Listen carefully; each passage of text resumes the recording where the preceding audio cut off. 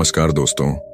मनुष्य को जीवन में आने वाले परिवर्तनों से घबराना नहीं चाहिए, बल्कि उन्हें यह सोचकर स्वीकार करना चाहिए कि उनके जीवन में कुछ और अच्छा होने वाला है। सबसे मुश्किल जीत खुद पर जीत होती है, लेकिन किसी को भी आपको वह महसूस कराने की इजाजत ना दें जिसके आप लायक नहीं हैं। तो चलिए कहानी शुरू करते हैं। किसी गांव रघु नाम का व्यक्ति रहता था। रघु का जन्म एक गरीब परिवार में हुआ था। रघु के परिवार में पति और उसकी पत्नी सिर्फ 2 ही सदस्य थे। कच्चे घर में वह अपना गुजारा कर रहे थे। वह गरीब आदमी पूरे दिन मजदूरी करके अपना और अपनी पत्नी का पेट पालता था। इसी तरह दोनों का जीवन चल रहा था। समय के साथ उसकी पत्नी गर्भवती हो जाती है। यह सुनकर रघु बहुत खुश होता है। वह सोचने लगता है कि अब हमारे घर में भी एक नन्हा सा पुत्र खेला करेगा। हम उसे गोद में खिलाया करेंगे। पर जो उसके और उसके परिवार के जीवन में जो होने वाला था, उससे वह बेखबर था। धीरे धीरे समय गुजरता है। अब उस गरीब के घर में वह दिन भी आ जाता है जब उसकी पत्नी एक बच्चे को जन्म देने वाली थी। उसे उसका पति एक अस्पताल में भर्ती कराता है। प्रसव का समय जब निकट आता है तो इधर वह गरीब आदमी कुछ पैसों को बंदोबस्त करने चला जाता है। फिर लौटते समय अपने होने वाले बच्चे को लेकर मन में सपने संजोने लगता है। तब तक उसके पास यमराज का बुलावा आ जाता है। उसकी एक दुर्घटना में मृत्यु हो जाती है। शहर के कुछ लोग इधर उस आदमी का अंतिम संस्कार करते हैं, तो दूसरी तरफ उसकी पत्नी अस्पताल में अपने बच्चे को जन्म दे रही होती।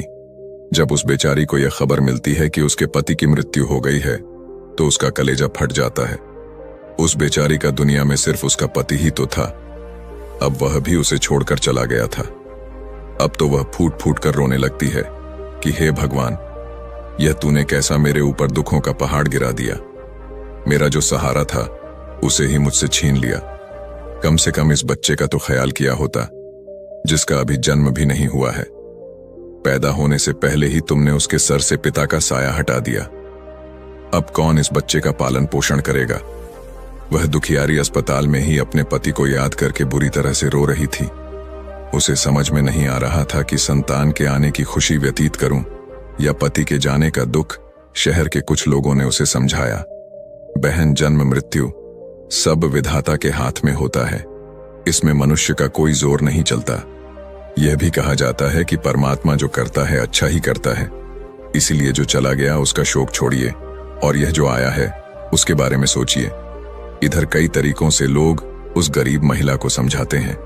कुछ ही देर में उसने एक सुंदर से पुत्र को जन्म दिया। बेटे को देखकर उसका कुछ दुख हल्का होता है। वह सोचती है कि अब मैं इस पुत्र को पाल पोस कर बड़ा करूंगी, यही मेरा सहारा बनेगा। अब वह अपने बच्चे को लेकर अपने घर आ जाती है। गांव के कुछ लोगों ने उस महिला की कुछ दिन तक मदद करी, लेकिन कौन हमेशा मदद करता है। जब कुछ दिन बीते तो मददगार भी पीछे हट गए। अब वह अपने बच्चे को लेकर बिल्कुल अकेली पड़ गई। वह समझ गई थी कि दूसरों की मदद से कितने दिन तक जीवन जिया जा सकता है।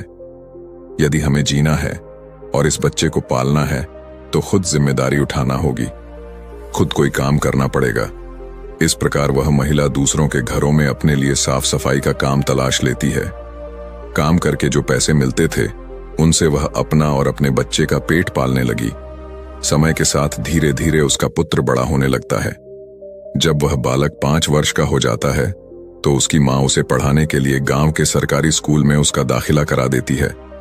उसने सोचा कि मैं अपने बच्चे को पढ़ा लिखा कर इस काबिल बना दूंगी कि उसे कभी किसी के आगे हाथ ना फैलाने पड़े। अब इस प्रकार वह महिला मेहनत मजदूरी करके अपने बच्चे को पढ़ाने लगती है। बच्चा भी ठीक से समझता था कि उसके घर में केवल माँ ही है। परिवार का खर्च चलाने वाला उसका पिता उसके जन्म से पहले ही चला गया है, इसीलिए वह पढ़ाई भी खूब मन लगाकर करता था। धीरे धीरे बच्चे की उम्र 14 वर्ष की हो जाती है। एक दिन की बात है, वह महिला बहुत बीमार पड़ जाती है। उसने सोचा कोई छोटी मोटी बीमारी होगी, इसीलिए कभी उस पर ध्यान नहीं दिया। लेकिन उसकी हालत दिन पर दिन खराब होती चली गई। बीमार होने की वजह से वह काम पर भी नहीं जा पाती थी। घर में इतने पैसे भी नहीं थे कि कहीं अपना ठीक से इलाज करा लेती। माँ को अत्यंत बीमार देखकर बेटे को बहुत चिंता होती है।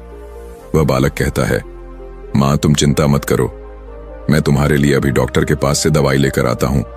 तुम उसे खा लेना, फिर तुम जल्दी ही ठीक हो जाओगी। अपने बेटे की बात सुनकर मां की आंखें भर आती हैं। वह कहने लगी, बेटा, अब तुम्हें कहीं जाने की जरूरत नहीं है। मेरा भी अब समय आ गया है। मैं तुम्हारे पिता के पास जाना चाहती हूं, लेकिन जाने से ख्याल नहीं करते। तुम हमेशा अपना नाम कमाना बेटा, हमेशा स्वाभिमानी बनकर जीना।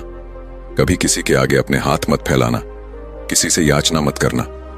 लड़के ने कहा, मां, तुम घबराओ नहीं, मैं तुम्हारे लिए अभी दवाई लेकर आता हूं। और इतना कहकर लड़का मां से रुपए लेकर दवा लेने चला जाता है। बेटे के जाते ही इधर उस गरीब महिला के प्राण निकल जाते हैं। जब गांव वालों को पता चलता है तो सब लोग इकट्ठे होकर उस महिला का उसके बेटे के हाथों अंतिम संस्कार कराते हैं। अब तो वह बालक बिल्कुल अकेला हो गया था। किस्मत भी क्या खेल दिखाती है, जब जरूरत होती है अपनों की, तब अकेलेपन की रात में जगाती है। बिना माता पिता का बेटा, उम्र भी ज्यादा नहीं थी। आखिर जाए तो कहां जाए, करें तो क्या करें। दूर के जो रिश्तेदार थे, उन्होंने भी उस बालक पर ध्यान नहीं दिया। आखिर वह गरीब जो था, लेकिन वह बच्चा अकेले ही अपने जीवन की राह पर चल देता है। उसने कभी हार नहीं मानी। जो पैसे मां छोड़ गई थी, कुछ दिन तक उन पैसों से अपना गुजारा चलाता रहा। कुछ दिन के बाद वह पैसे खत्म हो जाते हैं। घर में भी कुछ नहीं था। अब तो एक ही चारा था कि कुछ काम धंधा किया जाए, तभी भोजन की व्यवस्था होगी, तभी स्कूल की फीस भरी जाएगी। लड़के को अपनी मां की बात अच्छी तरह याद थी।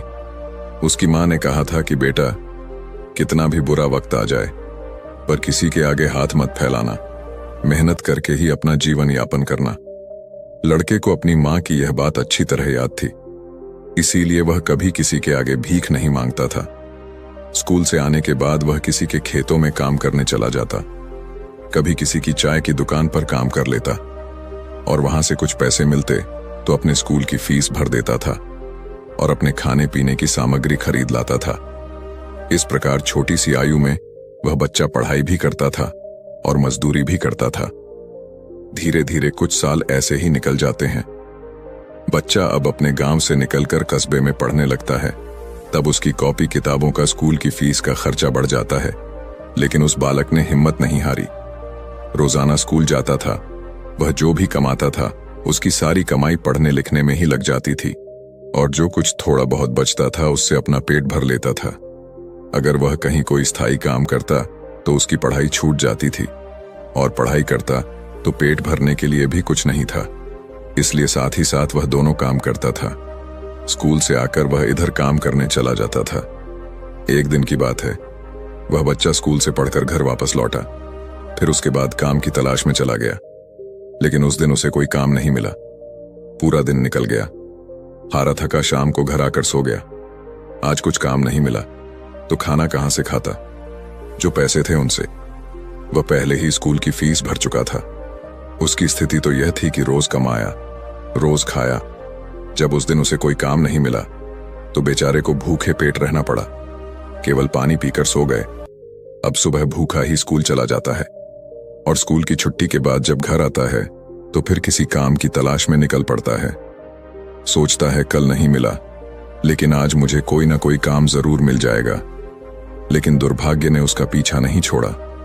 उस दिन भी उसे कोई काम नहीं मिला। आज उसे फिर भूखा पेट सोना पड़ा। भूख अब उसे ज्यादा परेशान कर रही थी। तो एक बार को उसके दिमाग में आता है कि भूखे पेट तो पड़ा भी नहीं जाता, अब तो मैं किसी से कुछ मांग कर खा लेता हूं। पर मां ने मरते वक्त उससे कहा था कि बेटा, कभी भीख मांग कर मत खाना, हमेशा कमा कर खाना। लड़का भी बड़ा स्वाभिमानी था। किसी से मांगने की उसकी हिम्मत नहीं हुई। सोचता था चाहे कुछ भी हो जाए, पर भीख मांग करके नहीं खाऊंगा। अगर मैंने भीख मांगना शुरू कर दिया तो लोग बैठकर सोचने लगता है कि अगर इस समय मुझे भोजन नहीं मिला तो मेरे प्राण निकल जाएंगे। मुझे कुछ ना कुछ तो करना ही पड़ेगा। अब एक बार फिर से उसके मन में भीख मांगने का विचार आता है, लेकिन उसकी अंतरात्मा फिर कर देती है कि तू गरीब है, भिखारी नहीं भीख मांगेगा तो फिर भीख मांगने की आदत पड़ जाएगी और तू भिखारी बन जाएगा। काफी देर तक लड़का इन्हीं प्रश्नों में उलझा रहता है। फिर उसके दिमाग में आया कि भीख मांगना अलग बात है और मदद मांगना अलग बात है। मैं किसी से भीख नहीं मांगूंगा, पर मदद तो मांग सकता हूं।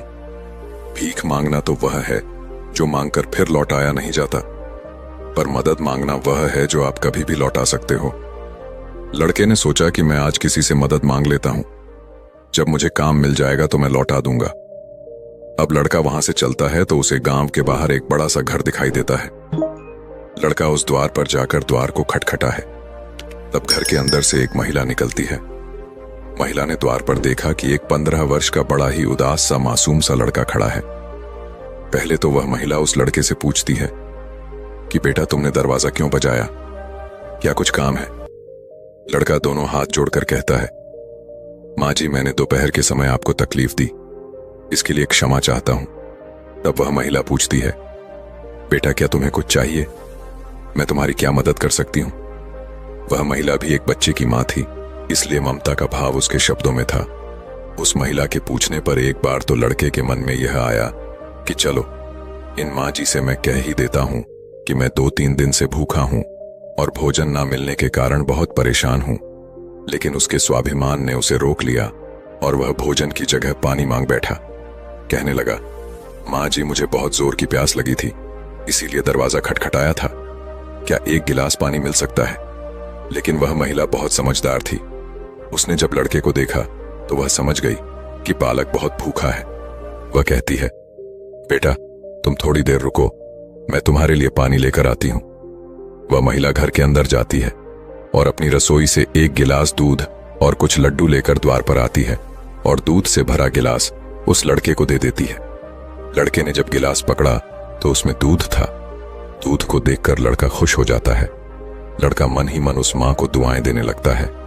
महिला ने उसे पहले लड्डू खाने को दिए और कहा, बेटा, दूध गर्म है, तुम पहले लड्डू खा लो, जब दूध ठंडा हो जाए तब पी लेना। लड़का जब उस महिला को देखता है तो उसे ऐसा लगता है जैसे उसकी ही मां उसे यह दूध पीने को दे रही है। मन ही मन सोचता है, कितनी अच्छी मां है, मैंने एक गिलास पानी मांगा था और यह दूध ले आई। उसने समझ लिया कि मैं भूखा हूं। लड़का आराम से बैठकर लड्डू खाता है और दूध पीता है। तब वह महिला कहती है, बेटा, क्या तुम्हें और कुछ चाहिए? लड़का सोचने लगता है कि इस दूध के बदले में मैं इस माता को क्या दे सकता हूं, मेरे पास तो कुछ भी नहीं है।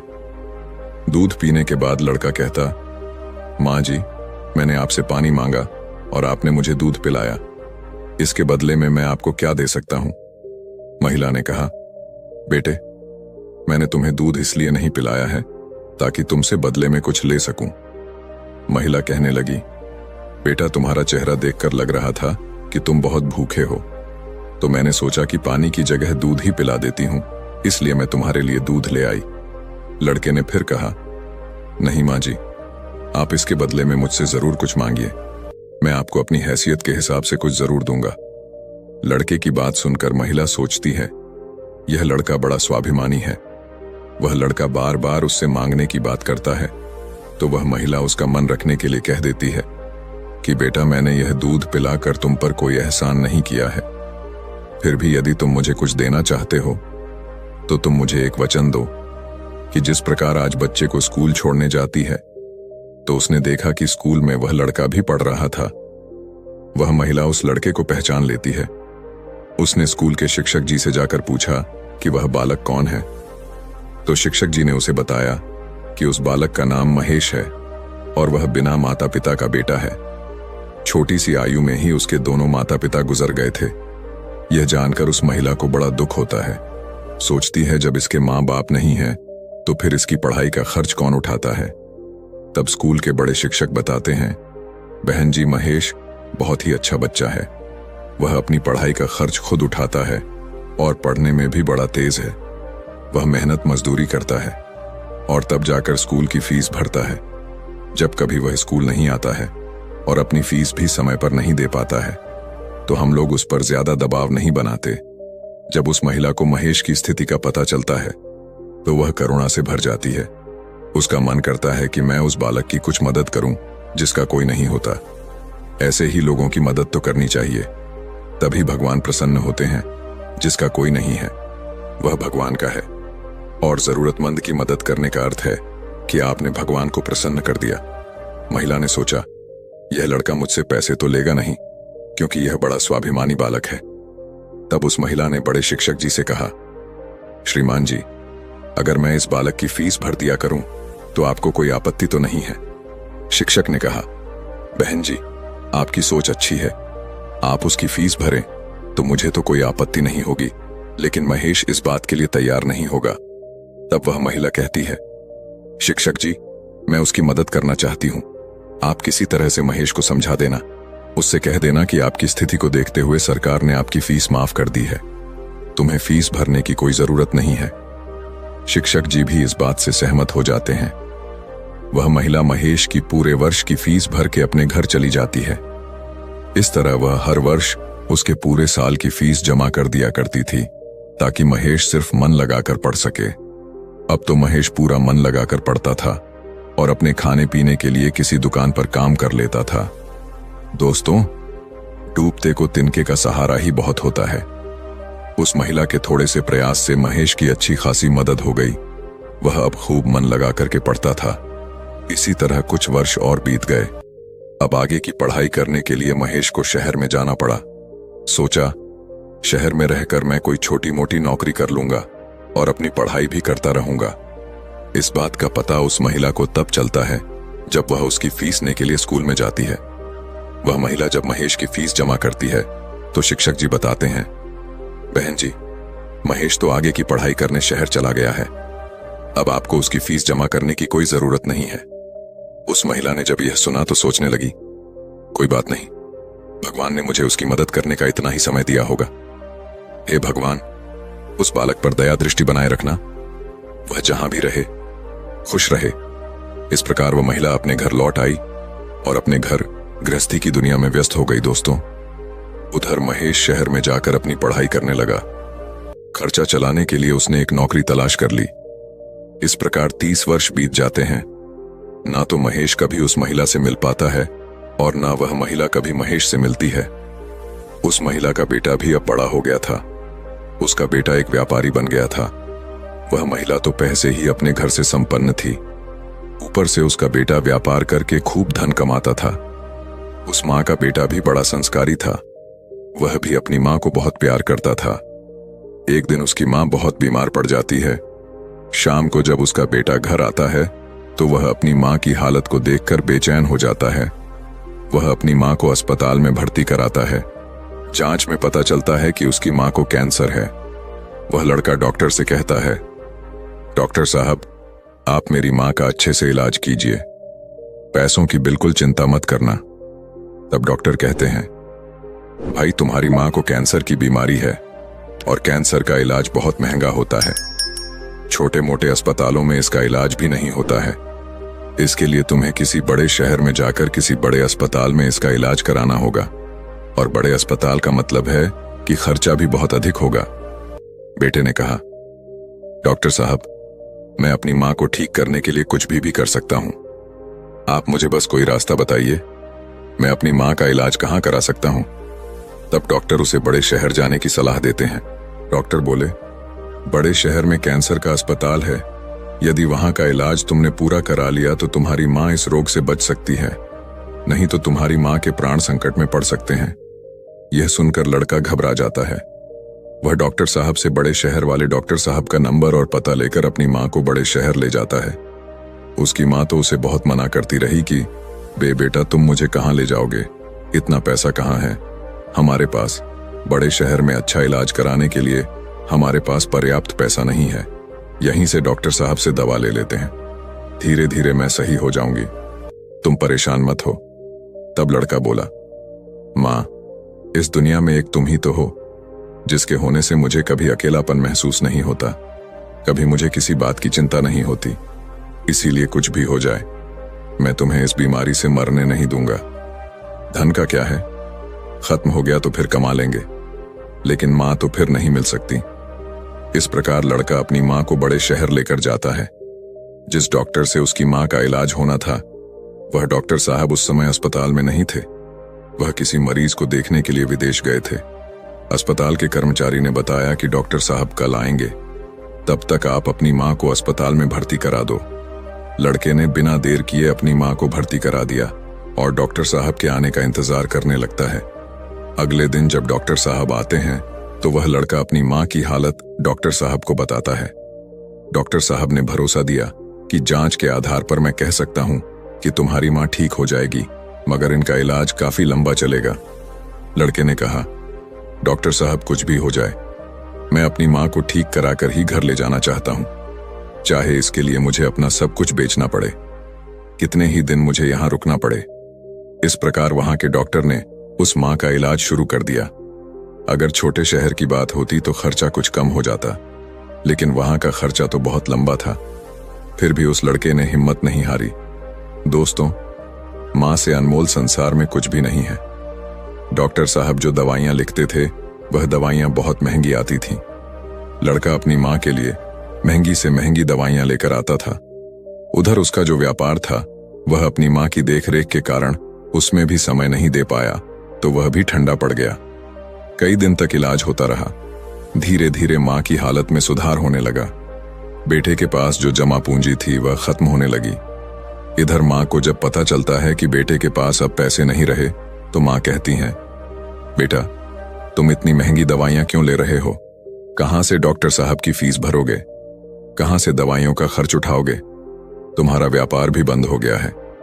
तब बेटा कहता है, माँ, तुम चिंता मत करो, मैं तुम्हारा इलाज, अपना मकान, दुकान सब कुछ बेचकर कराऊंगा। माँ भी बेटे की जिद के आगे बेबस हो जाती है।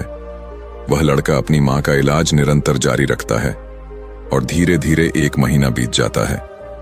वहां पर एक बात बड़ी ही विचित्र थी। उस अस्पताल का जो सबसे बड़ा डॉक्टर था, वह जब उस लड़के की माँ से मिलने आता था तो काफी देर उस माँ के पास बैठकर बातें किया करता था। यह देखकर माँ को भी बड़ा अच्छा लगता था और वह सोचती थी कि अजीब डॉक्टर है, इतना बड़ा डॉक्टर होकर भी जिसके पास बिल्कुल भी फुर्सत नहीं है, वह मुझसे बात करने के लिए इतना समय कैसे निकाल लेता है।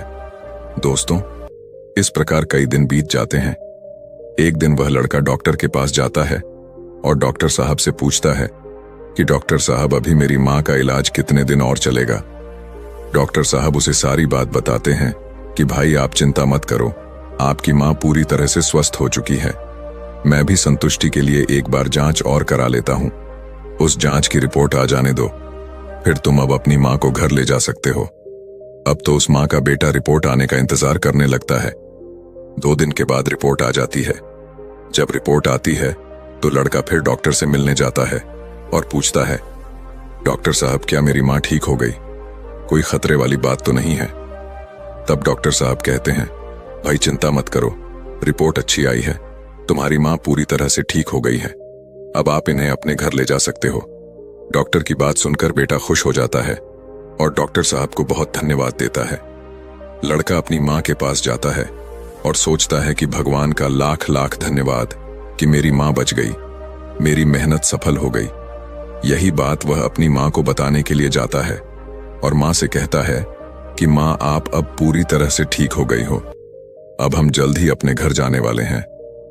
यह बात सुनकर माँ भी बड़ी खुश हो जाती है, लेकिन अगले ही पल वह यह सोचकर उदास हो जाती है कि मैं तो ठीक हो गई हूं, लेकिन इस अस्पताल का जो बिल होगा वह लाखों में होगा। कैसे मेरा बेटा चुका पाएगा? इतनी मोटी रकम की व्यवस्था वह कहां से करेगा? उसके पास जो जमा पूंजी थी वह तो सब इलाज में खर्च हो गई। माँ को उदास देखकर बेटा समझाता है, माँ, तुम क्यों उदास होती हो? मैं अपना सब कुछ बेचकर आपके इलाज का बिल चुका दूंगा, घर मकान तो बाद में भी बना लूंगा। इसीलिए माँ, तुम्हें इन बातों की चिंता करने की कोई जरूरत नहीं है। बेटा अपनी माँ को बहुत समझाता है, मगर माँ तो माँ होती है, उसका अपने बेटे के लिए चिंता करना स्वाभाविक था। माँ सोचने लगती है कि मेरा बेटा यदि सब कुछ बेच देगा तो फिर वह आगे अपना जीवन कैसे चलाएगा, इसके भविष्य का क्या होगा। वो माँ रात भर यही सोचती रही। चिंता करते करते माँ और बेटा दोनों की रात निकल गई। जब अगला दिन होता है और उसकी माँ की छुट्टी का समय होता है तो अस्पताल का एक कर्मचारी एक लिफाफा लेकर माँ बेटे के पास आता है और उस महिला के बेटे से कहता है कि डॉक्टर साहब ने आपके लिए यह बिल का लिफाफा भेजा है, आप इस बिल को ठीक से देख लो और इस बिल को चुकाकर आप अपनी माँ को अपने घर ले जाओ। बिल का लिफाफा देकर वह अस्पताल का कर्मचारी तो चला गया। अब वह लड़का उस बिल के लिफाफे को हाथों में लिए हुए सोचता है कि पता नहीं कितना बिल आया होगा। बेटे को चिंता में देखकर माँ भी परेशान हो जाती। माँ एकदम से बेटे के हाथ से वह बिल का कागज छीन लेती है। माँ उस बिल को खोल कर देखती है। उधर अस्पताल के जो सबसे बड़े डॉक्टर थे वह भी उस समय वहीं पर पहुंच जाते हैं। इधर माँ ने जब उस लिफाफे को खोलकर देखा तो उसमें एक छोटी सी पर्ची रखी हुई थी। उस पर्ची पर लिखा हुआ था, माँ जी, आपने अपने बिल का भुगतान तो 30 साल पहले ही कर दिया था, जब आपने 2 दिन के भूखे बच्चे को 1 गिलास दूध और लड्डू खिलाकर और अगले पूरे साल तक की स्कूल की फीस भी भरी थी। पर्ची को पढ़ते ही महिला की आंखें फटी की फटी रह जाती हैं। जब उस माँ का बेटा पूछता है, माँ डॉक्टर साहब ने कितना बिल दिया है, तो माँ उस पर्ची को अपने बेटे को देती है। बेटा जब उसे पढ़ता है तो वह भी हैरान रह जाता है। लड़का अपनी माँ से पूछता है, माँ क्या आप डॉक्टर साहब को पहले से जानते हो? डॉक्टर साहब से आपकी जान पहचान कब हुई थी? तब माँ कहती है, बेटा मैं इन्हें पहले से नहीं जानती हूं, अभी पता चला है। बेटे ने पूछा, फिर इसमें 30 साल पहले की घटना क्यों लिखी है?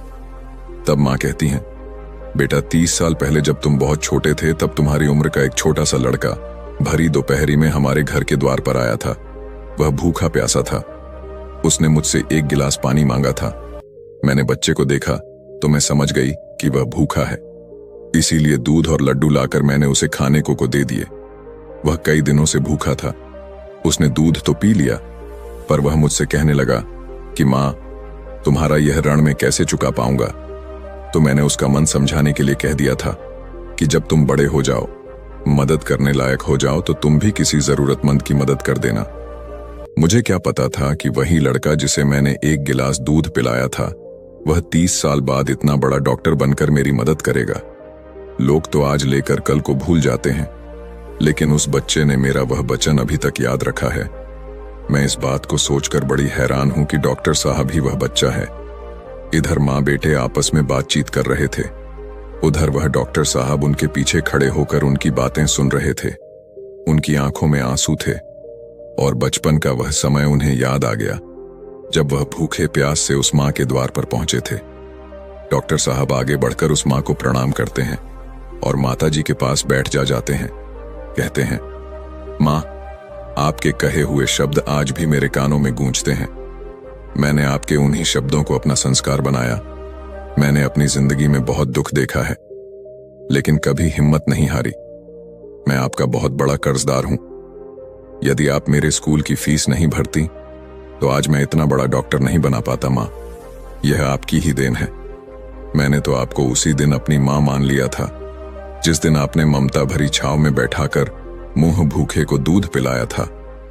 इतना कहने के बाद डॉक्टर साहब वह सारे पैसे लौटा देते हैं जो माँ की दवाई में खर्च हुए थे और बूढ़ी माँ के चरणों में अपना सर रख देता है। वह माँ डॉक्टर साहब को उठाकर अपने सीने से लगा लेती है। डॉक्टर साहब और बूढ़ी माँ की आंखें आंसुओं से भरी हुई थीं।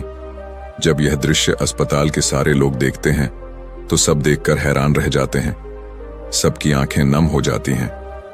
दोस्त, यह 4 बातें जो भी व्यक्ति समझ लेगा वह कभी गरीब नहीं रहेगा। पहली बात, मनुष्य को जीवन में आने वाले परिवर्तनों से घबराना नहीं चाहिए, बल्कि उन्हें यह सोचकर स्वीकार करना चाहिए कि उनके जीवन में कुछ और अच्छा होने वाला है।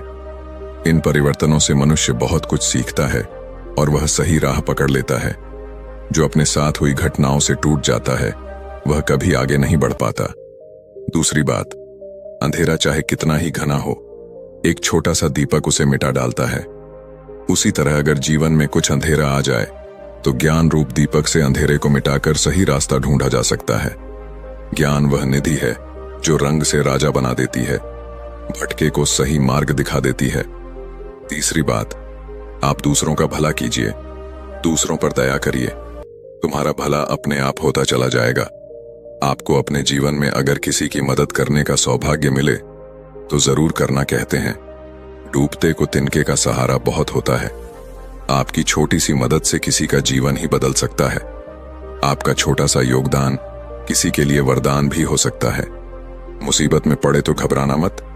जब एक रास्ता बंद होता है तो 100 खुल जाते हैं। जीवन में निखार तभी आता है जब मनुष्य दुख और मुसीबत की भट्टी में तपता है। कष्ट सहन करने के बाद ही मनुष्य को अनुभव मिलता है और यह अनुभव बहुत काम आता है। चौथी बात, मनुष्य के दिन चाहे कैसे भी हो, चाहे कितनी भी कठिनाइयां उसके जीवन में आए, परंतु उसे कभी भीख मांगकर खाना नहीं चाहिए। भीख मांगकर खाने वाला अपनी ही नजरों में गिर जाता है, और जब वह भीख मांगकर खाता है तो उसकी आदत हो जाती है बिना मेहनत किए खाने की। इसलिए मनुष्य को हमेशा मेहनत करके ही खाना चाहिए, तभी मनुष्य सफल और आत्मनिर्भर बनता है। किसी को मदद की जरूरत हो तो आप सबसे पहले उसकी मदद करें, लेकिन अगर आपको मदद की जरूरत हो तो आपको किसी से मदद मांगने की जरूरत ना हो। आप खुद ही अपनी मदद करने की काबिलियत रखें। आत्मसम्मान आपकी आवाज है, इसे बुलंद रखें।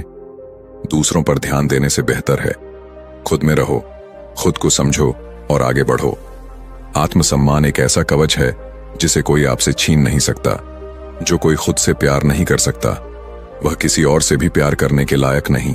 उसकी इज्जत कभी मत करो। जो आपकी इज्जत कदर ना करे, उसे अहंकार मत समझना, उसे आत्मसम्मान कहते हैं। अगर आप चाहते हो दुनिया आपकी इज्जत करे, तो सबसे पहले आपको अपनी इज्जत करनी होगी। अगर कोई आपका अपमान करे तो उसका भी शुक्रिया अदा करें, क्योंकि वह इंसान आपको आपकी जिंदगी की सच्चाई बता रहा है। ज्यादातर लोग उन चीजों की कदर नहीं करते जो उन्हें आसानी से मिली हो, लेकिन खो देने के बाद पछताते हैं।